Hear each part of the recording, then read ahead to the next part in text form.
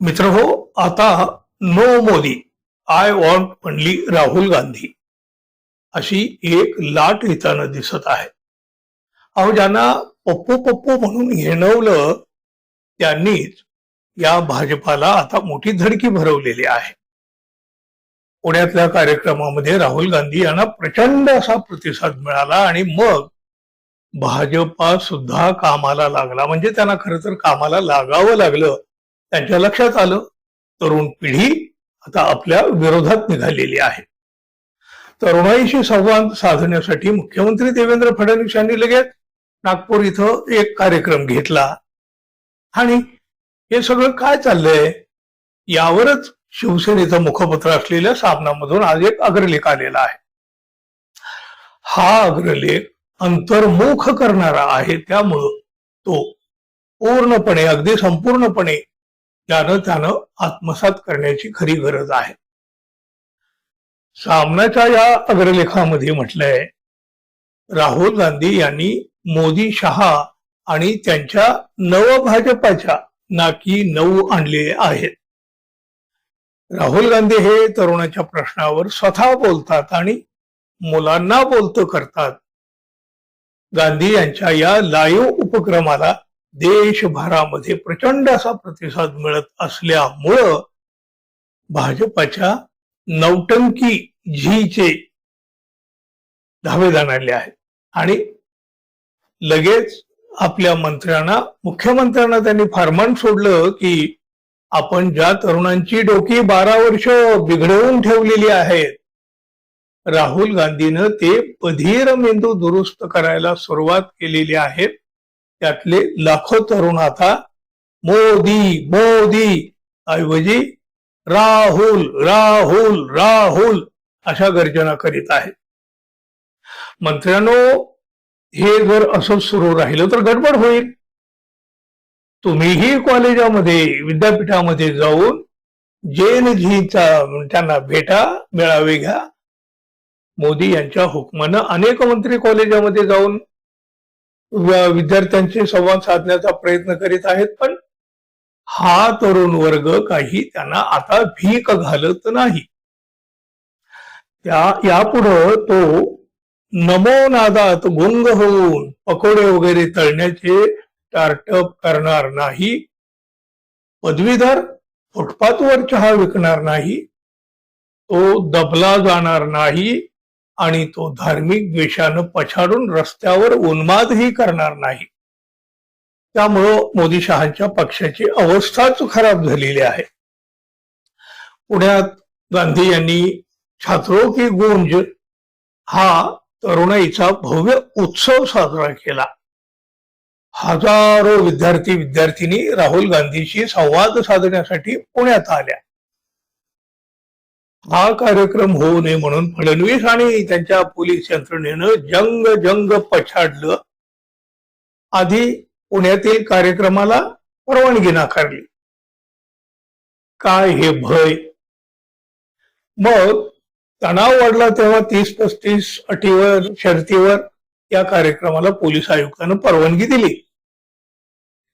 कार्यक्रमाच्या आदल्या रात्री अभाविपच्या भाजप पुरस्कृत गुंडांनी पुण्यात हैदोस करून दंगल घडवण्याचा प्रयत्न केला. कार्यक्रमाच्या आयोजनामध्ये सहभागी असलेल्या काँग्रेस कार्यकर्त्यावर हल्ले केले.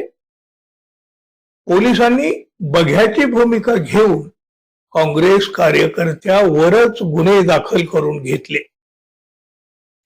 पुणे पोलीस आयुक्त हे किती लाचार आणि सरपटणारे आहेत याचं हे उदाहरण आहे. पुण्यात भारतीय जनता पक्षाच्या नेत्याचे कार्यक्रम होतात तेव्हा त्यांनाही या 30-35 अटी शर्ती लागू होतात काय, याचं उत्तर पुणे पोलीस आयुक्तांनी द्यावं. देवेंद्र फडणवीस पुण्यातील युवकांच्या उद्रेकाला घाबरले म्हणून पोलीस आयुक्त घाबरले, भाजपचे कार्यकर्ते घाबरले, अशी डरपोकपणाची घसरगुंडी स्पष्टपणे दिसते. राहुल गांधी पुण्यातून यशस्वी तरुणाई उत्सव म्हणजे छात्रों की गूंज हा कार्यक्रम आटोपून जातात. मुख्यमंत्री देवेंद्र फडणवीस यांनी नागपुरामध्ये JNG उत्सव रविवारी साजरा केला. मोर नाचतो म्हणून लांडोरही नाचू लागतो, असा हा प्रकार. कार्यक्रमाचं आयोजन संघ मुख्यालयासमोरच्या रेशीमबाग मैदानामध्ये केलं आणि संघ स्वयंसेवकाच्या मुलांना या मैदानामध्ये फुल पॅन्ट चढवून JNG म्हणून बसवलं. JNG यावरही खर्च अमर्याद झाला. पण आपले मुख्यमंत्री म्हणाले, राहुल यांच्या तरुणाईचे कार्यक्रम म्हणजे पेड पब्लिसिटी इव्हेंट आहेत. त्यांच्या कार्यक्रमाचा खर्च कोण करतो याचा तपास करणार. मुख्यमंत्री हे गृहमंत्री असल्यानं ते तपास वगैरे भाषेचा वापर करू शकतात, पण त्यांनी असे तपास स्वतःच्या पेड इव्हेंट पासून करावेत. मोदी, शहा आणि एकंदरीतच भाजपाचे सर्व इव्हेंट हे काय चिंचुके खर्च करून होतात का? जंतर मंतरवरील तरुणावर बेकायदेशीरपणे पॅलेट गन्सचा वापर केला, तरुणांचे डोळे फुटले. हा आदेश कोणी दिला? आणि हा प्रश्न संसदेत विचारला तेव्हा गृहमंत्री शहा पळून गेले ते गेलेच. त्यांचे चेले आता छात्रों की गुंज कार्यक्रमाचा खर्च कुणी केला याचा हिशोब मागत आहेत आणि तपास करीत आहेत. राहुल गांधी यांनी मोदी, शहा आणि संपूर्ण भाजपला वेड्यात काढलेलं आहे आणि अर्धमेल करून सोडलेलं आहे, हे मात्र नक्की. तरुण वर्ग भाजपावर नाराज नाही, तर तो खवळलेला आहे. मोदी आणि शहा फडणवीसांच्या त्याच भाषणात त्यांना रस नाही. तीच आश्वासनं, तीच हिंदू मुसलमान तणावाची भांग, स्टार्टअप, देशभक्ती, ढोंग याला लोक कंटाळलेले आहेत.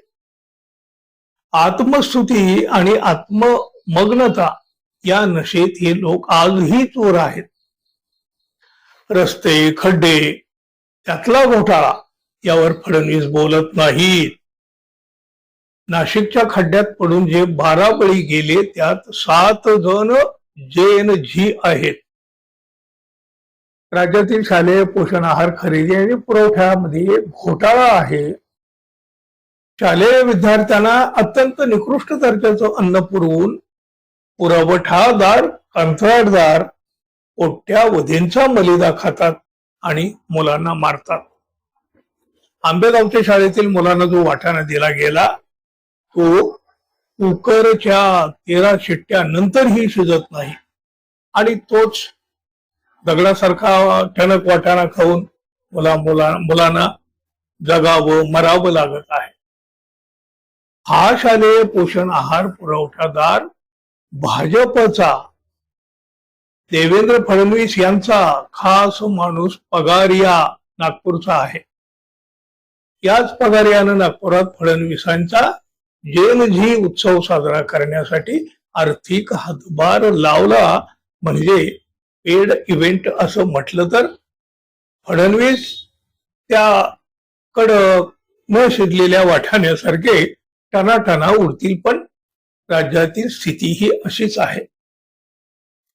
अनेक भ्रष्ट पगारिया हेच भाजपाचं बळ आहे. फडणवीसांनी आधी आत्मचिंतन करावं, मग सर्व पेड इव्हेंटचा तपास करावा. यापुढे त्यांच्या खोटेपणाचा वाटाणा शिजणार नाही हे नक्की. मित्रांनो, कसा वाटला तुम्हाला सामनाचा हा आजचा अग्रलेख जरूर सांगा बरं. धन्यवाद. पुन्हा भेटू. नमस्कार.